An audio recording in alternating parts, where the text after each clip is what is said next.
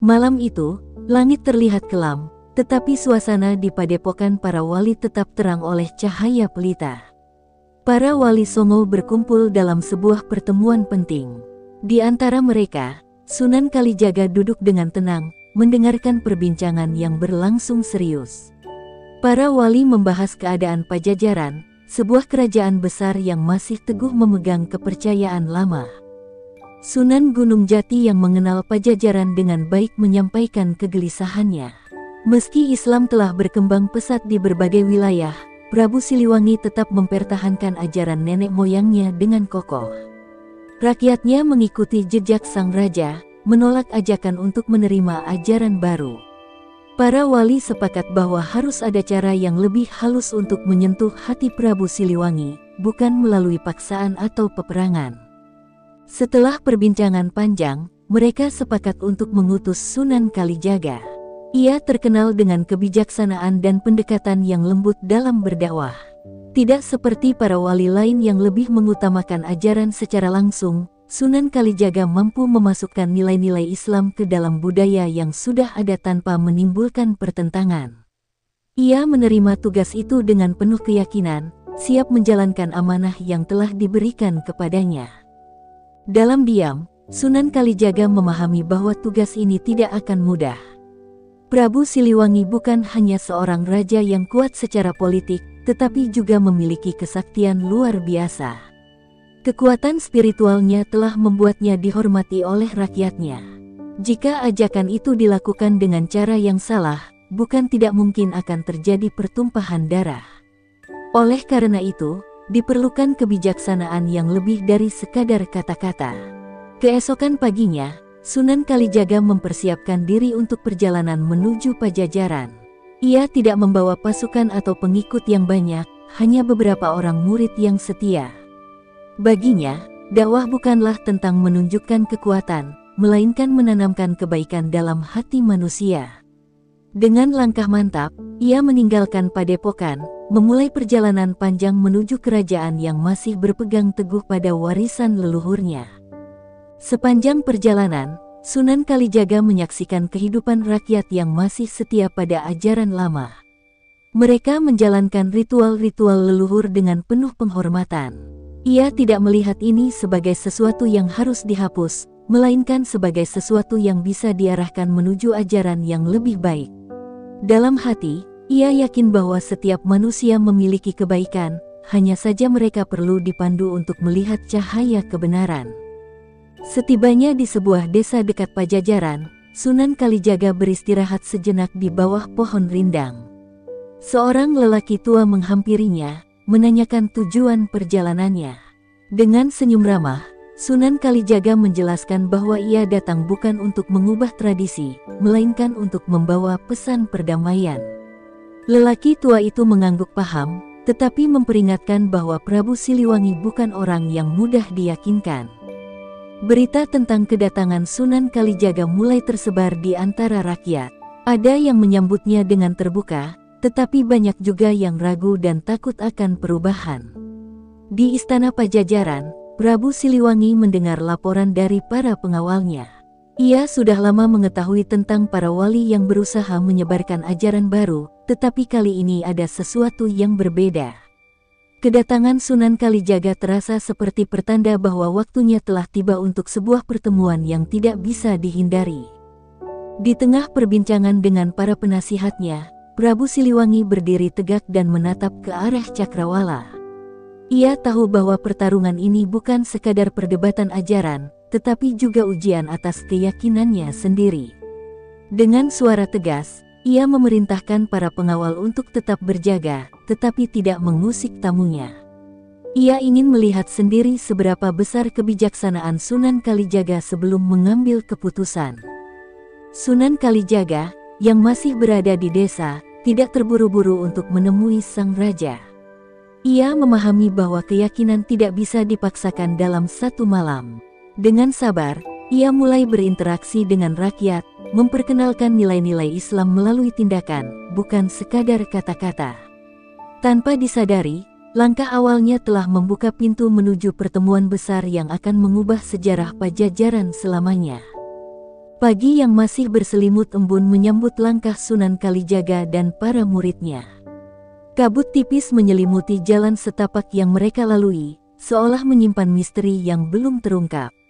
Perjalanan menuju Pajajaran bukan sekadar perjalanan fisik, tetapi juga perjalanan batin yang penuh tantangan. Hati Sunan Kalijaga dipenuhi tekad, sementara pikirannya terus merenungkan cara terbaik untuk menyampaikan dakwah tanpa menimbulkan permusuhan. Di sepanjang jalan, mereka melewati desa-desa yang masih kuat berpegang pada ajaran leluhur. Rakyat Pajajaran menjalani kehidupan mereka dengan damai, namun tak sedikit yang memandang kedatangan Sunan Kalijaga dengan waspada. Desas-desus tentang kedatangannya telah menyebar, membuat banyak orang merasa resah. Beberapa di antara mereka bahkan berbisik bahwa sang wali datang untuk menggoyahkan ajaran Prabu Siliwangi, sesuatu yang mereka anggap sebagai bentuk penghinaan terhadap leluhur mereka.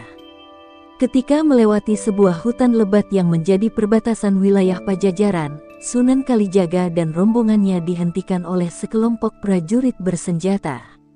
Mata mereka tajam, penuh kewaspadaan, mencerminkan keteguhan hati seorang prajurit yang setia kepada rajanya. Pemimpin mereka, seorang lelaki bertubuh tegap dengan sorot mata penuh curiga, maju selangkah dan bertanya dengan nada tajam. "Siapakah kalian, dan apa tujuan memasuki wilayah Pajajaran tanpa izin?" Sunan Kalijaga tidak menunjukkan sedikit pun rasa gentar. Dengan suara lembut namun penuh wibawa, ia menjawab, "Kami hanyalah musafir yang membawa pesan kebaikan. Tidak ada niat buruk dalam langkah kami, hanya harapan untuk membawa cahaya bagi mereka yang ingin menerimanya." Para prajurit saling pandang. Mereka telah mendengar tentang Sunan Kalijaga, namun mereka juga tahu bahwa Prabu Siliwangi bukan orang yang mudah dipengaruhi. Setelah berdiskusi singkat, mereka akhirnya mengizinkan rombongan itu melanjutkan perjalanan, tetapi tetap mengawasi mereka dari kejauhan. Perjalanan berlanjut melewati bukit-bukit hijau dan sungai yang mengalir jernih. Setiap desa yang mereka lalui memberikan cerita tersendiri. Ada yang menyambut dengan ramah, ada pula yang menutup pintu rapat-rapat. Namun, di antara mereka, ada sekelompok kecil rakyat yang mulai tertarik dengan ajaran yang disampaikan Sunan Kalijaga. Mereka mendengarkan dengan hati terbuka, mencoba memahami makna dari setiap kata yang disampaikan. Namun, perjalanan itu tidak selalu damai. Malam harinya, saat mereka beristirahat di tepi hutan, suara gemuruh terdengar dari kejauhan. Tanah bergetar, seolah ada kekuatan besar yang sedang mendekat. Dari balik pepohonan, muncullah seekor harimau besar dengan mata menyala seperti bara api. Hewan itu bukan harimau biasa, ia adalah jelmaan dari kekuatan gaib yang menjaga Pajajaran dari pengaruh luar. Para murid Sunan Kalijaga mundur dengan ketakutan, tetapi sang wali tetap berdiri tenang. Dengan penuh keyakinan, ia menatap langsung ke mata harimau itu. Tidak ada rasa takut, hanya ketenangan yang memancar dari sorot matanya. Perlahan, Sunan Kalijaga mengangkat tangannya dan berbisik dalam doa. Angin berhembus lembut, dan dalam sekejap, harimau itu berhenti menggeram. Seolah tersentuh oleh kekuatan yang lebih besar, binatang buas itu menundukkan kepala, lalu berbalik dan menghilang ke dalam gelapnya hutan. Kejadian itu menjadi perbincangan di seluruh wilayah Pajajaran. Banyak yang mulai percaya bahwa Sunan Kalijaga bukan sekadar pendakwah biasa, melainkan seseorang yang memiliki kekuatan sejati. Namun, kabar ini juga sampai ke telinga Prabu Siliwangi. Ia mulai menyadari bahwa kedatangan Sunan Kalijaga bukanlah sesuatu yang bisa diabaikan begitu saja. Dengan penuh kewaspadaan, ia bersiap menghadapi tamunya, yang kini telah memasuki wilayah kekuasaannya. Langit semakin gelap, tetapi perjalanan Sunan Kalijaga belum usai. Di hadapannya, berdiri gerbang megah yang menandai batas kerajaan Pajajaran. Di balik gerbang itu, takdir besar telah menantinya, takdir yang akan menentukan masa depan sebuah kerajaan dan keyakinan yang dianut oleh generasi berikutnya. Malam menyelimuti Pajajaran dengan keheningan yang mencekam. Di dalam istana megah yang dipenuhi cahaya obor, Prabu Siliwangi duduk di singgasana, mendengarkan laporan dari para prajuritnya. Wajahnya tegas, matanya menyiratkan kewaspadaan. Ia telah mendengar tentang Sunan Kalijaga, tentang caranya berdakwah dengan kelembutan, tentang harimau penjaga Pajajaran yang tunduk tanpa perlawanan. Semua itu membuatnya berpikir, namun tidak cukup untuk menggoyahkan keyakinannya. Orang itu memiliki ilmu yang tinggi, ujar salah seorang penasihatnya dengan nada hati-hati. Namun, apakah kebijaksanaan yang ia bawa akan menguntungkan Pajajaran? Prabu Siliwangi menghela napas panjang. Ia bukan raja yang mudah dipengaruhi. Selama bertahun-tahun, ia menjaga warisan leluhurnya dengan teguh. Ia tidak menolak keberadaan agama baru, tetapi ia juga tidak bisa begitu saja meninggalkan ajaran yang telah menjadi bagian dari jati dirinya. Besok pagi, izinkan dia menghadap, ujar sang raja akhirnya. Aku ingin melihat sendiri siapa sebenarnya Sunan Kalijaga. Di sisi lain, Sunan Kalijaga dan murid-muridnya beristirahat di sebuah pendopo kecil di pinggiran kota. Meski lelah, hatinya tetap tenang. Ia tahu, pertemuan dengan Prabu Siliwangi tidak akan mudah. Sang raja adalah sosok yang cerdas, memiliki kebijaksanaan tinggi, dan tidak akan terpengaruh oleh kata-kata kosong. Malam itu, seorang lelaki tua datang menghampirinya. Wajahnya penuh kerutan, tetapi sorot matanya masih menyimpan ketajaman. Sunan, katanya lirih, aku telah lama hidup di Pajajaran. Aku tahu bagaimana hati Prabu Siliwangi bekerja. Ia bukan orang yang mudah diyakinkan, tetapi ia juga bukan orang yang menutup mata terhadap kebenaran. Sunan Kalijaga tersenyum lembut. Kebenaran tidak perlu dipaksakan. Ia akan datang kepada siapapun yang membukakan pintu hatinya. Lelaki tua itu mengangguk, lalu pergi meninggalkan mereka dalam keheningan malam. Pagi harinya, Sunan Kalijaga memasuki istana Pajajaran dengan langkah tenang. Di sepanjang jalan, para prajurit menatapnya dengan penuh kewaspadaan, tetapi tak satu pun yang berani mengusik. Saat ia tiba di dalam balairung utama, Prabu Siliwangi sudah menunggunya di singgasana emasnya yang megah. Sang raja mengenakan pakaian kebesaran, lambang kekuatan dan kebijaksanaannya. Jadi, inilah Sunan Kalijaga, ujar Prabu Siliwangi dengan suara dalam dan penuh wibawa. Kau datang jauh-jauh ke Pajajaran. Katakan, apa yang kau inginkan? Sunan Kalijaga menatapnya dengan penuh penghormatan, lalu menjawab dengan tenang, hamba datang bukan untuk mengubah Pajajaran, bukan pula untuk memaksa raja meninggalkan warisan leluhur. Hamba hanya ingin menyampaikan cahaya kebenaran, agar siapapun yang mencarinya dapat menemukannya. Prabu Siliwangi menyipitkan mata. Kebenaran katamu, suaranya terdengar menekan. Bagaimana kau bisa yakin bahwa yang kau bawa adalah kebenaran, sementara leluhur kami telah hidup dalam kebijaksanaan selama berabad-abad? Sunan Kalijaga tersenyum. Kebenaran bukanlah sesuatu yang dapat dipaksakan, yang mulia. Ia adalah cahaya yang akan menemukan jalannya sendiri kepada hati yang terbuka. Perbincangan mereka berlangsung lama, penuh ketegangan namun tanpa amarah. Prabu Siliwangi bukanlah orang yang mudah terpengaruh, tetapi ia juga bukan orang yang menolak untuk berpikir. Ia mendengarkan, mempertimbangkan, namun hatinya masih berat. Sunan Kalijaga, katanya akhirnya, aku menghormati kebijaksanaanmu, tetapi aku juga memiliki jalanku sendiri. Pajajaran adalah tanah para leluhur, dan aku adalah penjaganya. Sunan Kalijaga mengangguk. Ia tahu, pertarungan sejati bukanlah melalui kekuatan fisik, tetapi melalui pertempuran batin yang lebih dalam. Saat ia melangkah keluar dari istana, matahari mulai meninggi, menyinari tanah Pajajaran yang masih teguh dalam keyakinannya. Namun, Sunan Kalijaga tahu, ini belum berakhir. Sebuah perubahan besar sedang menunggu, dan ia harus bersiap menghadapi ujian yang lebih besar lagi. Langit Pajajaran mendung sore itu, seolah ikut merasakan ketegangan yang menggantung di antara bumi dan langit. Prabu Siliwangi duduk sendirian di pendapa belakang istana, memandangi angin yang berhembus membawa guguran dedaunan kering. Percakapan paginya bersama Sunan Kalijaga masih membekas di benaknya. Kata-kata sang wali memang lembut, namun di baliknya tersimpan tantangan terhadap akar keyakinan yang selama ini ia jaga. Di sudut hati, Siliwangi merasakan gelisah yang tak ia pahami. Seumur hidup, ia tak pernah terusik oleh kedatangan siapapun. Namun kali ini, seorang lelaki sederhana dari Tanah Demak mampu membuat hatinya berkecamuk. Bukan karena takut pada dakwah yang dibawa Sunan Kalijaga, melainkan pada ketakutan yang lebih dalam, takut pada kemungkinan bahwa segala yang ia yakini selama ini akan runtuh perlahan. Sementara itu, di sebuah rumah kecil dekat istana, para sesepuh kerajaan berkumpul. Wajah-wajah mereka terlihat tegang, suara mereka berbisik penuh kekhawatiran. Mereka tak suka melihat Prabu Siliwangi membuka telinga pada ajaran dari luar.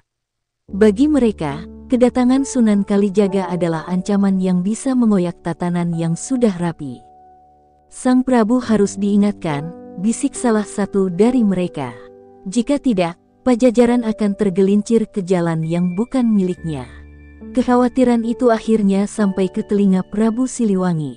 Ia tahu, rakyat dan para sesepuh mulai resah. Malam itu, ia memerintahkan para panglima kerajaan berkumpul di balairung utama. Suara langkah-langkah prajurit bergema di sepanjang lorong istana. Aroma dupa membakar memenuhi ruangan, menambah kesan mencekam malam itu. Besok pagi, ujar Prabu Siliwangi dengan suara berat, aku akan menguji sejauh mana keyakinan lelaki dari Tanah Demak itu. Jika dia memang datang membawa kebenaran, maka biarlah alam dan leluhur kita yang mengujinya. Di sisi lain, Sunan Kalijaga menerima kabar tersebut dengan tenang.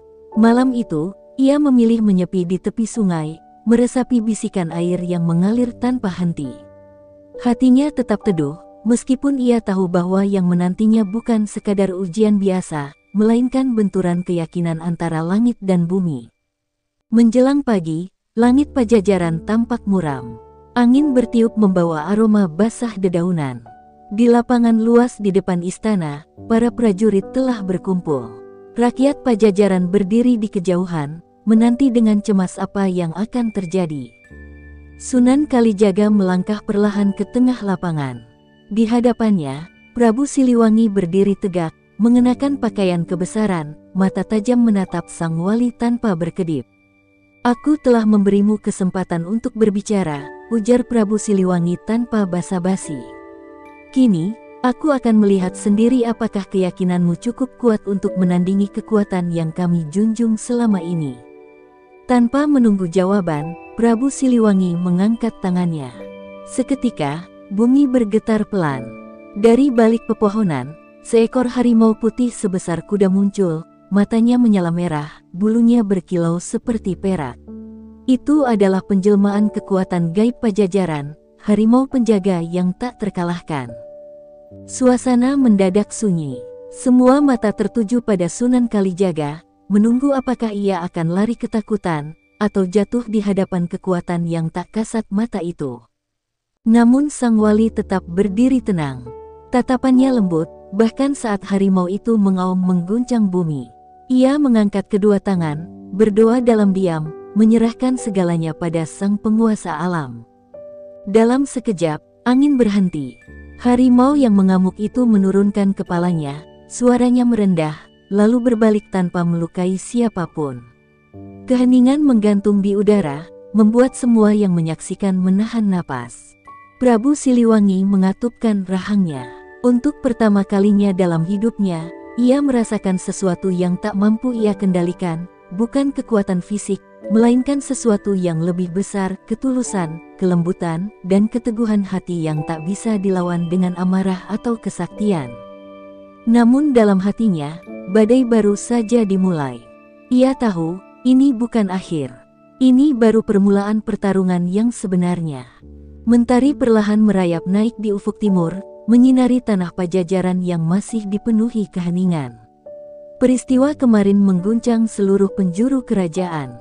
Tak seorang pun menyangka bahwa harimau putih, penjaga gaib yang selama ini tak terkalahkan, tunduk di hadapan seorang lelaki sederhana dari Tanah Demak. Di istana, Prabu Siliwangi berdiri di hadapan cermin perunggu. Wajahnya tetap tegas, namun matanya menyiratkan pergulatan batin yang dahsyat. Seumur hidupnya, ia tak pernah merasakan kegamangan seperti ini. Ia telah melihat sendiri bagaimana kekuatan yang selama ini ia banggakan tak mampu menggoyahkan keyakinan Sunan Kalijaga. Sementara itu, di luar istana, para sesepuh dan petinggi Pajajaran berkumpul dengan wajah tegang. Mereka tak bisa menerima kenyataan bahwa Sang Prabu mulai goyah. Bagi mereka, kehormatan Pajajaran adalah harga mati, dan kedatangan Sunan Kalijaga dianggap sebagai ancaman yang harus disingkirkan. Paduka harus bertindak sebelum rakyat kehilangan kepercayaan, seru seorang patih yang sudah lanjut usia. Jika tidak, ajaran asing itu akan mengakar dan menghapus warisan leluhur kita. Prabu Siliwangi mendengar setiap kata mereka, namun pikirannya tetap bergolak. Ia bukan lelaki yang mudah dipengaruhi. Ia tahu bahwa jalan kekerasan hanya akan melahirkan kehancuran. Namun, di sisi lain, jika ia membiarkan ajaran Sunan Kalijaga menyebar begitu saja, maka ia telah mengkhianati keyakinan yang diwariskan turun-temurun.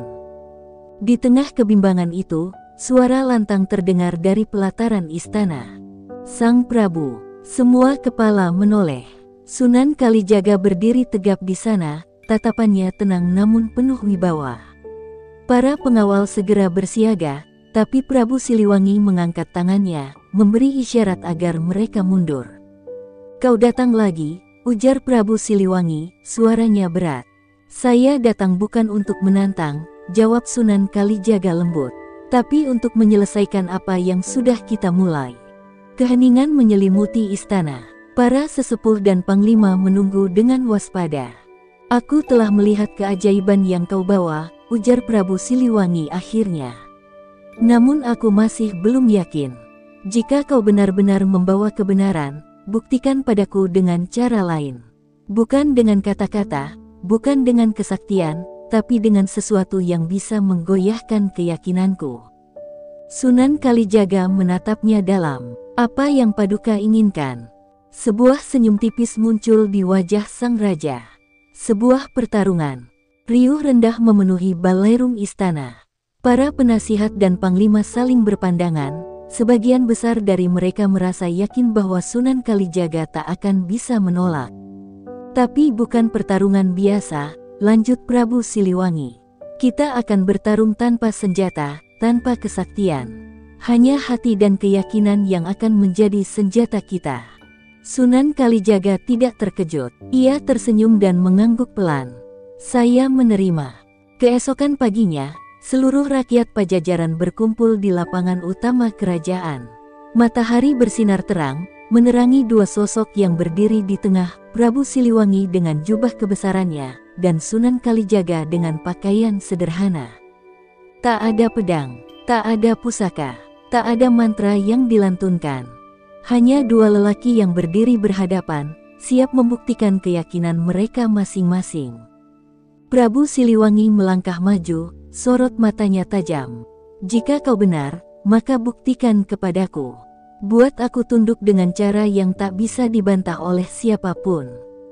Sunan Kalijaga menatap sang raja dengan penuh kasih. Ia tahu, ini bukan pertarungan untuk membunuh, melainkan pertarungan untuk menyadarkan. Angin bertiup kencang, menggoyangkan pepohonan di sekitar alun-alun kerajaan Pajajaran. Ribuan mata menyaksikan dua sosok yang berdiri berhadapan, Prabu Siliwangi dengan kewibawaannya yang agung, dan Sunan Kalijaga dengan ketenangan yang tak tergoyahkan. Tak ada senjata, tak ada mantra, hanya dua manusia dengan keyakinan yang bertarung di dalam hati mereka. Prabu Siliwangi melangkah maju, menatap Sunan Kalijaga dengan sorot mata tajam. "Kau ingin membuktikan kebenaranmu? Maka yakinkan aku tanpa menggerakkan satu jari pun." Sunan Kalijaga tersenyum tipis, lalu menutup mata. Tubuhnya tetap diam, tapi hawa ketenangan yang terpancar darinya mulai terasa oleh semua yang hadir. Seolah-olah seluruh alam ikut tertunduk dalam kehusyukan yang mendalam. Prabu Siliwangi merasakan sesuatu yang aneh. Jantungnya berdegup lebih cepat, bukan karena takut, melainkan karena gelombang damai yang tak pernah ia rasakan sebelumnya. Ia mencoba mengabaikan perasaan itu, namun semakin ia menolak, semakin kuat rasa itu merasuk ke dalam hatinya. Para penasihat dan panglima mulai gelisah. Mereka mengira pertarungan ini akan berlangsung dalam bentuk adu kekuatan, tapi yang terjadi justru sebaliknya. Sunan Kalijaga tak melakukan apapun, dan Prabu Siliwangi tampak seperti sedang bertempur melawan dirinya sendiri. Tiba-tiba, langit yang tadinya cerah mendadak mendung. Angin yang semula tenang berhembus kencang, membawa suara gemuruh yang menggema di seluruh penjuru kerajaan. Seakan alam pun ikut menyaksikan pertarungan ini dengan saksama. Prabu Siliwangi menggenggam kedua tangannya. Ia tak boleh goyah, tak boleh menyerah begitu saja. Dengan suara lantang, ia berkata, "Aku telah mengabdikan hidupku untuk tanah ini, untuk keyakinan yang diwariskan leluhurku. Jika kau ingin mengubahku, tunjukkan sesuatu yang tak bisa disangkal oleh akal dan hatiku." Sunan Kalijaga membuka matanya perlahan. Tatapannya begitu teduh, namun mengandung kekuatan yang luar biasa. "Paduka," katanya dengan suara lembut, "lihatlah ke dalam hatimu. Apakah kau bertarung demi kebenaran, atau demi mempertahankan ego?" Kata-kata itu mengguncang sanubari Prabu Siliwangi. Ia ingin menyangkal, ingin berteriak bahwa dirinya benar, tapi semakin ia mencoba, semakin berat dadanya terasa. Tiba-tiba, terdengar suara gemuruh yang lebih dahsyat. Awan hitam menggantung di langit, dan dari kejauhan, kilat menyambar dengan cahaya menyilaukan. Beberapa rakyat berteriak ketakutan, sementara para pengawal bersiap menghadapi apapun yang akan terjadi. Namun, di tengah ketegangan itu, Sunan Kalijaga tetap berdiri tegap, tak tergoyahkan sedikit pun. Ia mengangkat tangannya perlahan, lalu berdoa dalam hati. Sejenak, keheningan melingkupi tempat itu. Tak ada suara selain desir angin yang berputar di sekeliling mereka. Lalu, sesuatu yang menakjubkan terjadi. Langit yang tadinya gelap berangsur-angsur cerah kembali. Awan hitam berpisah, membuka jalan bagi cahaya matahari yang bersinar ke arah Sunan Kalijaga dan Prabu Siliwangi. Sinar itu begitu terang, seolah-olah alam semesta sendiri memberikan jawaban atas pertarungan ini. Prabu Siliwangi terpaku, tubuhnya gemetar, bukan karena takut, melainkan karena sesuatu yang baru saja ia sadari. Ia, yang selama ini percaya bahwa kekuatan sejati ada pada ketangguhan dan kesaktian, kini melihat sendiri bahwa ada kekuatan yang jauh lebih besar, kekuatan keyakinan yang tak tergoyahkan. Lututnya terasa lemas. Ia ingin berdiri tegak, tapi hatinya telah luluh. Dalam kesunyian yang meliputi dirinya, ia akhirnya memahami sesuatu yang selama ini ia tolak. Dengan perlahan, Prabu Siliwangi menundukkan kepalanya. Aku kalah." Riuh rendah terdengar dari rakyat Pajajaran. Para penasihat dan panglima terbelalak, tak percaya dengan apa yang baru saja mereka saksikan. Namun, Sunan Kalijaga hanya tersenyum. Ia melangkah mendekat, lalu berkata dengan suara penuh kelembutan, "Paduka tidak kalah. Justru, Paduka telah memenangkan pertarungan terbesar dalam hidup ini, pertarungan melawan diri sendiri." Mata Prabu Siliwangi berkaca-kaca. Ia menghela napas panjang, lalu mengangkat kepalanya. Dalam hati, ia tahu bahwa kehidupannya tak akan pernah sama lagi setelah hari ini. Dan di atas langit yang kini kembali cerah, burung-burung beterbangan, membawa kabar bahwa hari itu, sesuatu yang lebih besar dari sekadar kemenangan telah terjadi di tanah Pajajaran. Kurung buka, hening menyelimuti alun-alun Pajajaran. Matahari mulai condong ke barat, seolah menatap dengan penuh rasa ingin tahu atas kejadian yang baru saja berlangsung. Para panglima dan penasihat masih terpaku dalam kebisuan, sulit menerima kenyataan bahwa pemimpin mereka, Prabu Siliwangi yang gagah perkasa, telah mengakui kekalahan. Sunan Kalijaga berdiri tegak, sorot matanya tetap teduh meskipun dirinya baru saja memenangkan pertarungan tanpa menghunuskan senjata. Ia menatap Prabu Siliwangi dengan penuh rasa hormat, menunggu keputusan yang akan diambil sang raja setelah momen penuh makna tadi. Dengan langkah berat, Prabu Siliwangi akhirnya maju ke hadapan rakyatnya. Dadanya naik turun menahan perasaan yang berkecamuk. Sorot matanya yang dulu menyala penuh keyakinan kini memancarkan kebimbangan yang belum pernah ia tunjukkan sebelumnya. Aku telah melihat sesuatu yang tak bisa dijelaskan oleh kekuatan maupun sihir, ucapnya dengan suara berat. Sunan Kalijaga telah membuka mataku terhadap sesuatu yang selama ini aku tolak. Namun, ia terdiam sejenak, menatap kerumunan rakyat Pajajaran yang masih menunggu keputusannya. Aku tak bisa meninggalkan warisan leluhur begitu saja. Sunan Kalijaga tetap diam, mendengarkan dengan saksama. Aku mengakui kebesaran ajaranmu, wahai Sunan.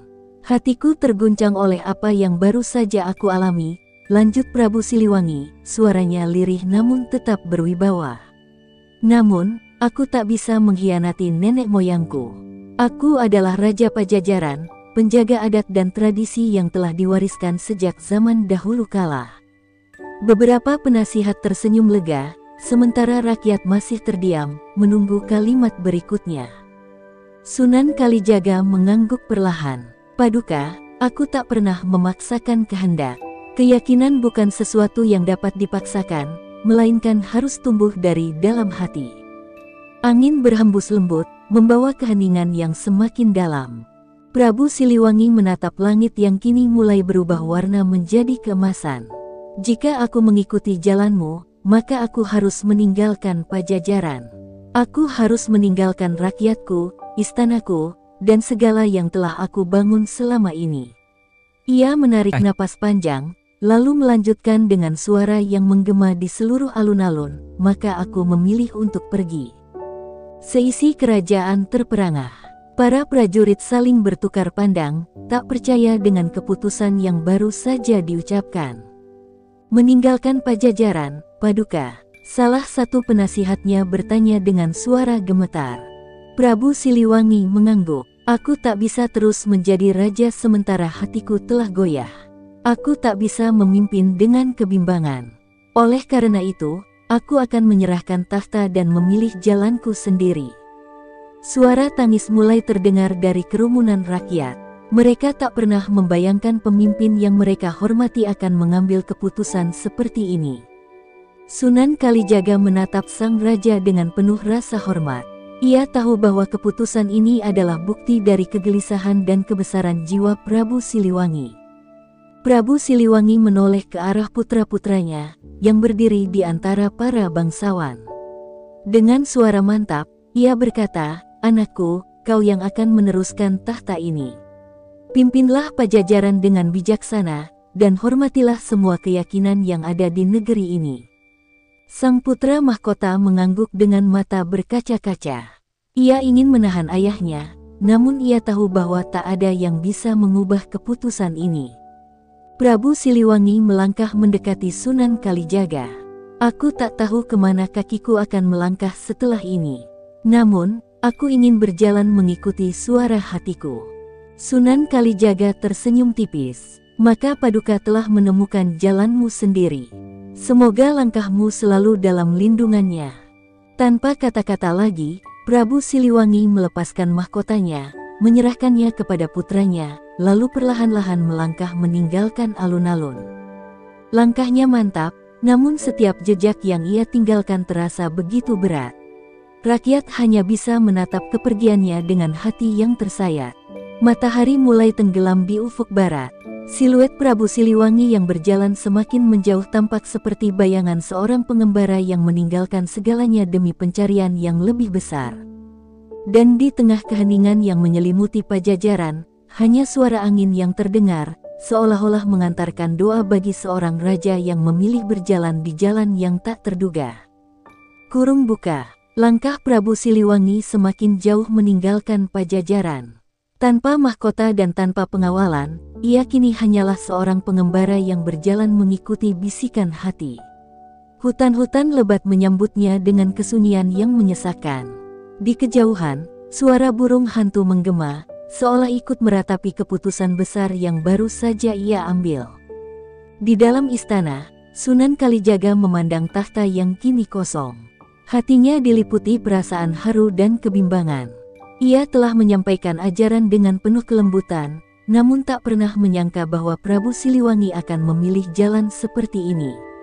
Di balik semua keagungan seorang raja, tersimpan kegelisahan seorang manusia yang mencari makna sejati. Sementara itu, rakyat Pajajaran berbondong-bondong memenuhi alun-alun, berharap sang raja akan kembali. Para penasihat kerajaan berusaha menenangkan mereka, namun kesedihan begitu nyata di wajah-wajah yang kehilangan pemimpin mereka. Sang putra mahkota, dengan air mata tertahan, menggenggam mahkota yang baru saja diserahkan kepadanya.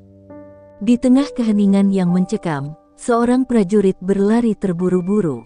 Nafasnya memburu, wajahnya penuh kekhawatiran.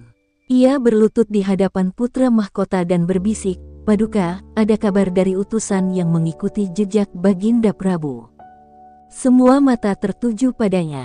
Putra mahkota menegakkan tubuhnya, menanti kelanjutan laporan itu.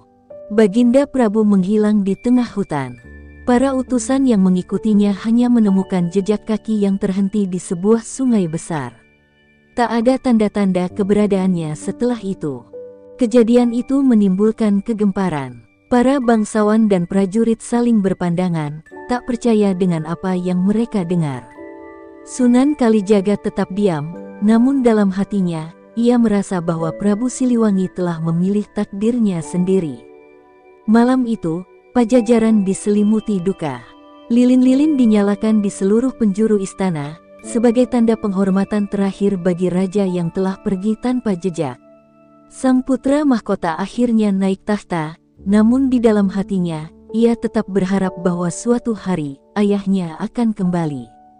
Di sisi lain, di sebuah tempat yang jauh dari Pajajaran, kabut tebal menyelimuti hutan belantara. Suara gemercik air sungai mengalir tenang, menemani sosok seorang lelaki yang duduk termenung di atas batu besar. Matanya menatap langit yang dipenuhi bintang, seolah mencari jawaban atas pertanyaan yang terus berputar dalam benaknya. Prabu Siliwangi telah meninggalkan segalanya, tahta, rakyat, bahkan namanya sendiri. Ia kini hanya seorang musafir di jalan yang tak dikenalnya. Namun, di dalam hatinya, ia merasakan ketenangan yang tak pernah ia rasakan sebelumnya. Malam semakin larut, angin berhembus lembut membawa bisikan-bisikan yang tak terlihat. Dan di kejauhan, di antara rimbunnya pepohonan, suara harimau menggema, nyaring dan penuh wibawa. Seakan menjadi penanda bahwa seorang raja telah menemukan jalannya yang baru. Tamat.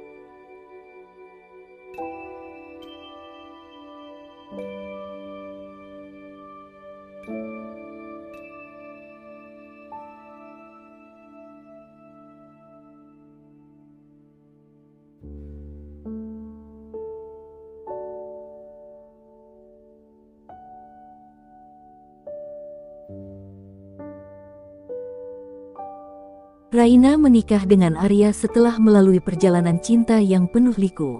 Ia percaya bahwa pernikahannya akan membawa kebahagiaan, meski Maya, ibu Arya, tidak pernah menyukai dirinya.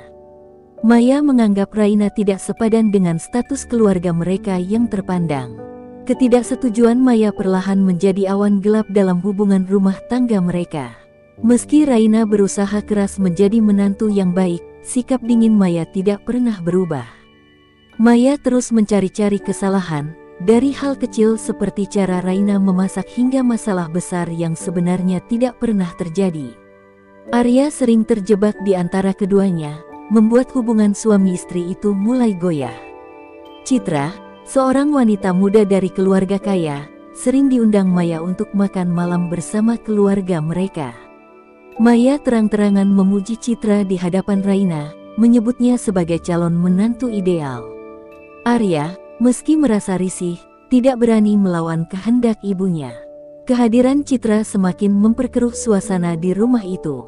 Setiap kali Arya mencoba membela Raina, Maya selalu memainkan peran sebagai korban.